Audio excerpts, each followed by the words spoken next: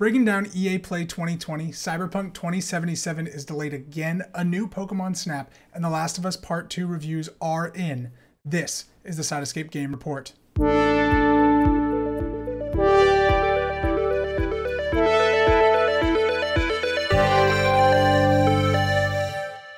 Ladies and gentlemen, welcome to the Side Escape Game Report for the week of June 15th to June 19th, 2020, also known as The Last of Us Part 2 release date. I can't wait. This is James St. Charles, and I'm Jake Burke. We've got a show filled with announcements, but we always start with reveals and updates. James, I'm just going to throw out some reveals and updates to you, and just throw me your thoughts, because the most important story of all of the year, probably, over COVID, over anything else, is we're getting a new Pokemon Snap. That's exciting. What? People love Snap. Like, if you play Snap, it's either you love it or you hate it. Hell yeah. There's two groups. But Snap for Switch is it's like the perfect platform for it. Wow. That's out of left field. The last and only Pokemon Snap game released in 1999. Nintendo 64 Snap. Which I still remember. I was like, are we getting the beach level? Am I getting that Charizard volcano level? I was like, dang. So nothing was really shown much, like very brief, not even confirmed gameplay footage. What do they call it? Like not official gameplay. Yeah. So, but they showed a variety of Pokemon. Some Pokemon I knew, some Pokemon I didn't know. So it was exciting times. I don't know much Pokemon anymore. Yeah, there's a lot. I of know them. the OG. There's like 600 and something Pokemon, but very exciting. It is being developed by Bandai Namco, and there is no release date. Ooh. I would guess it's this year sometime. But It looked pretty, like from the trailer, it looked like mostly done, unless gameplay's not there. But it looked all there. If it is the size of the original Pokemon Snap, which is what I kind of think it will be, I could see it being like a $40 title that is out later this year. But who knows? Maybe it is 60 like and it's winter. a lot bigger. Yeah, a winter title. Horizon Forbidden West. We got some more details on that game. It's aiming for a 2020 release date. Or 2021 release date, excuse me. This is 2020. Forbidden West director Matthias de Jong says that thanks to the PS5's SSD, there is virtually no loading screen. So if you open up the world map to fast travel, you'll be able to do it almost instantaneously. I can't wait for this. I can't wait for this no loading nonsense that has been plaguing our games for so long. These loading screens that just take forever. I have a question. Still exists in PC. Yeah, what's up? Do you believe there's going to be no loading screens? My voice just cracked. But do you believe there's actually going to be no loading screens? I don't know what their definition of loading screen is. It like a gameplay trailer? Is it like a quick 5 seconds? 5 seconds? No problem. That's not a loading screen. Like, I think it's like 15 to 30 seconds would be considered loading screen time territory. Yeah, because they showed those Spider-Man videos of like Spider-Man fast traveling, and it's like boop, boop. And they said that Ratchet and Clank play was like, real time. Oh, wait, was it Ratchet and Clank? Sorry, Jack and no, Ratchet and Clank. The Adrift Apart. Yeah. Jack and Daxter. Great games, though. Jack and Dexter. The other two. So that's very exciting. They also talked about Spider-Man Miles Morales, and that is a standalone game. It is going to be smaller, like the Lost Legacy series. And I like how they did more about it. Like, they explained more, because there was so much confusion. I mean, we were talking about, there was so much confusion at the beginning. Like, what is this game? Is it just like a little like quick thing? And they now went into full detail, and that's a beautiful thing that the developers did. Came out. Yeah, they came out and just like, hey, this is what we're up against. It's something that needed to be done because it was very unclear. I don't get why though. Why did people just have to assume all this like bad stuff right away? I think nothing was set. It was like rumors just like spread really quickly. Well, rumors spread, and then also there was like head of like tech or something from Sony, which is not like a person that knows the PR of a game, was like, yeah, it's an expansion. And so everyone's so someone who like really didn't know what was going on. Yeah, and so people thought like maybe it was like an up-res version of Spider-Man with an expansion on top, or what it was. But it is just a standalone game, takes place in the same city, but it's Christmas time, so the map will be a little different. So exciting stuff. That's fine. Yeah, I mean, yeah, you're not going to get bored of swinging around New York City. I think you'll be fine if it's the same exact map, just with new missions. Very cool stuff. The Last of Us Part 2 reviews are in. The Metacritic currently sits at a very low 95, James. Ridiculous. Oh my god. How is it that low? I know, right? So low. It will of course drop because now everyone can put their review up, but as of now, critics' reviews are in there. IGN gave it a 10, Game Informer gave it a 10, Easy Allies gave it a 9.5, US Gamer gave it a 9, Destructoid 8.5, GameSpot 8. Kotaku, they liked the unique slow pace, beautiful nature, disliked the violence, and suffering overwhelmed the story. Felt like brutality simply for the sake of it. So as we've heard, this Last of Us Part 2 game is very violent. Our review will go up in 2 weeks on gaming podcast. But I'm very excited. I'm very nervous about how violent it is. That is an exciting thing about it. Yeah, you love violence. I want him to get into the story. Like the first one was violent. Mm-hmm. Like there was a lot of like stuff. Like it was, when you think about it, like you're basically a child that's killing people. Yeah. Like it's kind of, how is that not as violent as what this is going to be when you're someone who's actually trained and older? I just think the visceral nature of it and like what we'll see is going to be heightened as they've kind of talked about. Last of Us 1, you're killing humans. Yeah. It's I don't know. You're a kid. You're I think it is. You know what you're getting into when you're playing The Last of Us Part 2. Like at this point, you know what's gonna happen. When they say like, oh, it's overwhelmingly violent, gory, like, yeah. I want to see. I'll see. We'll see. But we'll see. I'm sure I'll love it. You'll hear our reviews. Oh, I'm so excited. Now, before we dive into our news stories, let's talk about EA Play. It just happened today. Today is Thursday, so yesterday for anyone watching. Just kind of the overarching what they announced, and then we can go through everything. Apex Legends is coming to Steam, along with like so many other EA titles. They've already EA has been killing it by bringing their titles to Steam. I love it. So they announced multiple other games. But they made a big deal that Apex is there. Apex is also coming to Nintendo Switch in the fall, and will be completely cross-play with all 5 platforms. So with Xbox, PS4, Switch, Origin, and Steam. So you think we get back on Apex? I'm thinking so. If we can do crossplay, let's get it. There's a lot of support coming in. So yeah, I'm very excited for that. And I think it'll be fun with Apex too if my account transfers to everywhere now. That was always my biggest kind of takeaway was like when I play Overwatch, I'm like, I don't want to have to unlock new stuff on a new system. That's just a pain. Yeah. Then other games that were announced, It Takes Two, which is by Hayes Light, who is also the Yofus Ferris, the guy who did A Way Out. A Way Out guy? I love it. So It Takes Two. Is this another co-op? Another co-op game where you play as 2 imaginary friends, basically, like of this girl whose parents are going through a divorce. Sounds very interesting. And he was talking a lot, and this guy, one of the coolest guys to watch. I love this guy. He said F the Oscars multiple times during his thing, just for the fun of it. But he talked about infusing like emotions and like having the emotion also be a part of gameplay. And so like certain emotions will be part of your gameplay experience. Interesting. The games he makes, especially A Way Out with co-op, it's like another experience. I love The Way Out. When our playthrough of it was just amazing. Yeah. So I can't wait for this. We're gonna definitely do it again. Oh yeah, for sure. I'm very excited. and it has a unique art style. It's not the hyper realistic kind of thing he was going for with The Way Out. It's a little more cartoony, which looks really cool. Really recommend the trailer. It looks fun. Lost in Random by Zoink Games is another one of their indie titles. I think it's what is it called? EA. They're EA Originals, I think is the program. And they do an indie thing. Lost in Random is a claymation Tim Burton-esque looking kind of adventure game. Looks kind of similar to Concrete Genie a little bit. So yeah, you're a girl, your little sidekick's a dice, and it looks like dice rolls are involved in the game. Looks pretty cool. Rocket Arena by Final Strike Games, launching July 14th.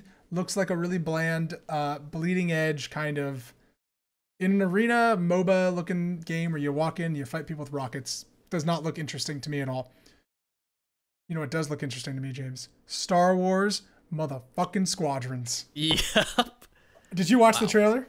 Yeah, the gameplay trailer. They already a gameplay trailer, which is this game went from like, wow, did they posted this? They leaked this on their site. What is this? What is this? And then they have a trailer. It was like, awesome, they have a trailer. And then today, gameplay. Oh my, they're killing it. Yeah, so we will talk a lot more about the package of Star Wars Squadrons as a whole, and I think we'll come back to it because that's our first story.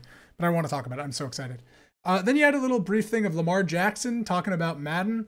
They're making another Madden and FIFA game, guys. Then it did their typical EA thing where developers showed what they're working on and the new tech, and people are making Battlefield, Criterion's making racing games. Nothing crazy. And then the final announcement, Skate is coming back. No real info. They did it. They did it. And you know what? They better do SK4TE. That's the only thing I have. Do not call it Skate 4. Or call it Skate 4, but don't do... They didn't say Skate 4. They just said Skate is back.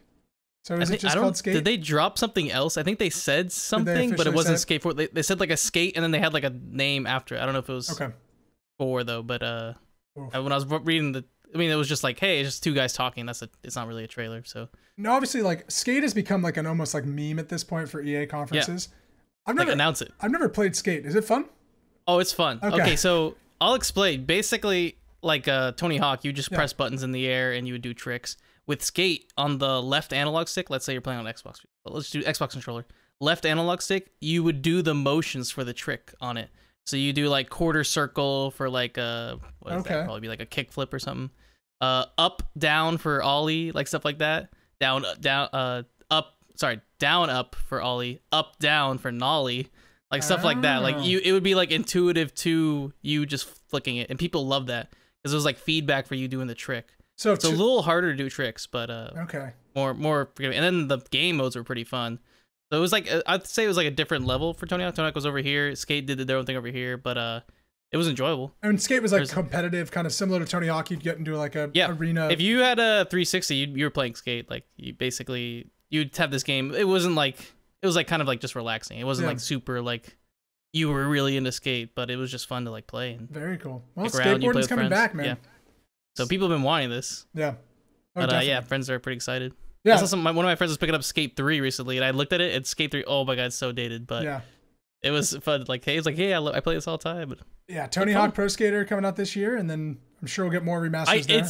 We're getting Tony Hawk and Skate. Yeah, Skate I would say is probably very far off, but this is the strangest year ever. Yeah, so remasters, remakes, and Skate 4. And Skate 4, that's crazy. It's exciting though. It's very exciting. Now to the news.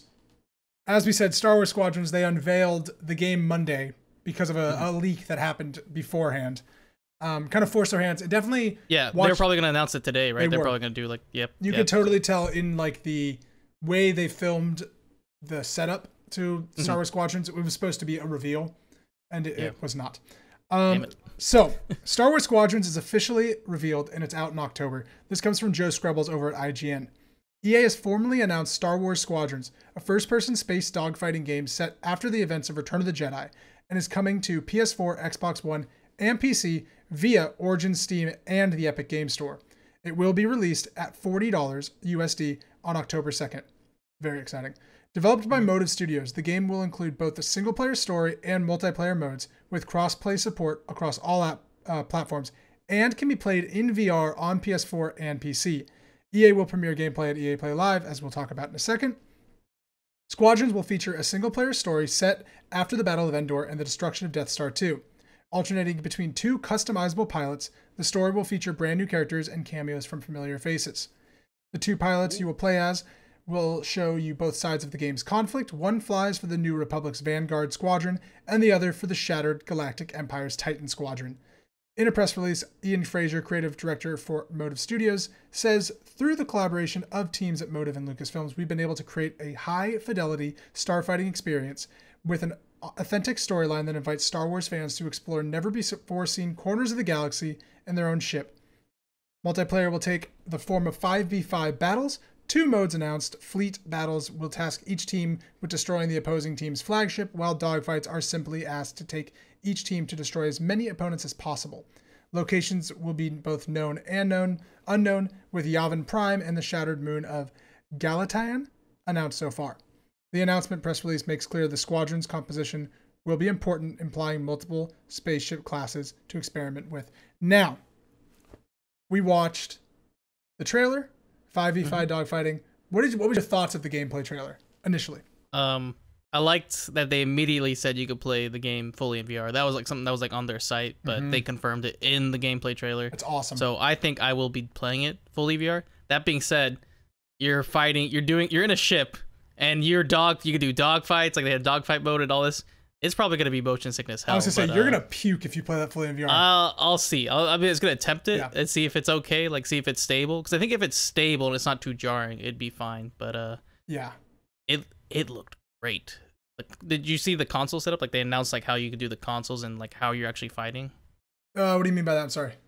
They were like showing like where things are located so you can use them for fighting, yes, like in the ship, like where things are laid out. That was so cool. Very intuitive. Yeah, like that. Like that was really smart how everything was laid out. Well, and they were talking about like there's like different levels of play where like you can just be like a casual person that goes in and tries to shoot people, then all the way to like the most advanced person that's putting the most energy in their front shields while having stuff in their rear boosters to then whip yourself around and like get into the right attack position. There's a shot of that trailer where their starship like basically does the Poe maneuver from Last Jedi, where like hard brakes, drifts, and just like rotates all around. It was like, this is insane. I can't wait to like let loose in that game because I love like ship fighting games. I was getting chills. I mean, I'm obviously a huge Star Wars dork that was just like, no. no. No. But I was like shaking. I was like, this is so much better than I even thought it was going to be. Mm-hmm. It looks awesome. And I love that. And a story mode. And a story mode. Great. Where you're making 2 different characters. Like, I think that's so cool. That. Yeah, I love that. And I also like them sticking to the guns of it is a first person game. Mm-hmm. Like, there's no third person mode for the fighters. You are in first person. I'm curious to see how long that lasts. I wonder if there will be an update eventually being like, okay, we've heard your complaints. There's third person. Kind of would like a third person, but first person. But looks really cool. And then they announced that there's different classes. So it is similar to like a MOBA, almost like Overwatch, where they're like, you have your tank class, you have your bomber class, you've got your fighter class, your speed class. Mm-hmm. So you have like A wings, X wings, V wings, B wings. It looks really cool. Did they confirm anything if it's like 1 per ship, anything like that? I don't think they did. I think you can have multiple. Wow. Okay. So it's gonna be different comps and like. That can be cool. Real fun. Yeah. There's a lot of potential with this. Yeah, if it's like, just 5 I'm excited. And I think a really good thing, it is $40, which I think is really kind of sets the standard of like, this is a smaller thing. Mm-hmm. And then also all the collectibles and in-game customization is only unlocked in-game. Yep. There's no microtransactions. They're really setting a standard here if they keep to it, which I hope they will, that people will play this game. And I wonder if it's going to also release on Steam. Like that's an interesting thing. It is. It is? Oh, okay. It's also releasing on Epic Games Store. This is gonna sell well. Yeah. This is gonna sell really well. So happy for that. Yeah, I think it looks really great. And really cool. They just like kind of kept the secret and then announced it. Kinda kept the secret. They kept it as pretty good, really good, like really good till the last second. Yeah. Little leak on the store page there. Darn. Really excited for that. And I also think we know that the space combat will feel somewhat good because EA Motive made the space combat for Battlefront 2. And that was the best part of that game. So that is kind of there was a VR mission, right? Yes, and it's an amazing experience. Not as fast as this looked. The VR experience is a little slower, so I'm interested to see how that handles. Yep. It's the one time I've fallen down playing VR was playing that demo. I jetted forward as the ship and my whole body went with it. It did not work out. James, I've got some sad news to read to you. Are you ready? Ready. Okay. Cyberpunk 2077 is delayed again. I saw that. This comes from the Cyberpunk Twitter account. We have decided to move the launch of Cyberpunk 2077 from September 17th to November 19th. Those of you who are familiar with the way that we make games know that we won't ship something which is not ready. Ready when it's done is just not a phrase.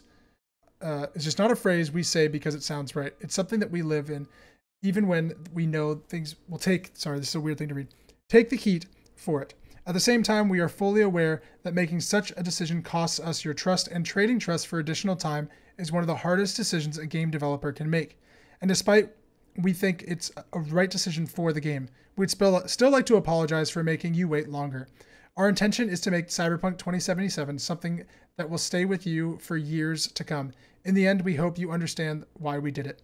At the time of writing these words, Cyberpunk 2077 is finished both content and gameplay-wise. The quests, the cutscenes, the skills, and items, all Adventures in Night City has to offer. It's all there. But with such an abundance of content and complex systems interweaving with each other, we need to properly go through everything, balance the game mechanics, and fix a lot of bugs. A huge world means a huge number of things to iron out, and we will spend the additional time doing exactly that. This week, journalists from all over the world will start playing to independently play the game. We are eager and quite stressed to hear their opinions, as we will see your reactions when they publish their previews right after we air Night City Wire on the 25th of June. We hope that this will satisfy your hunger for the game as we work to polish until the November launch. This is actually really good news. I think so too. I feel they really want this game to be the best as it possibly can be, and so they're taking every step, every measure that they can to ensure that you're going to get the best experience. Yeah. And moving into November actually is an ideal strategic move, I feel, because you're going to be right around where the new consoles launch. So people are going to be more inclined to buy it around there. Like it's like a holiday kind of buy thing. So not too bad that it got pushed. I mean, we were already waiting. Yeah. What's a little bit more at this point? We were just waiting. This is the year of waiting and everything get pushed.